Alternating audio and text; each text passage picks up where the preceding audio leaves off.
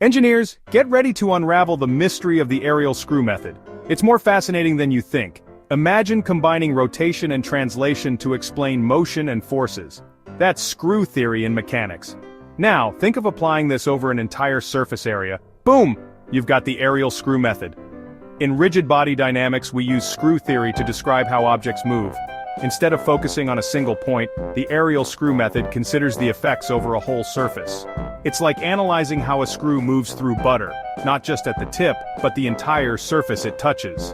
Whether you're dealing with fluid dynamics or manufacturing, understanding this method can revolutionize how you approach problems. Stay curious and keep engineering the future.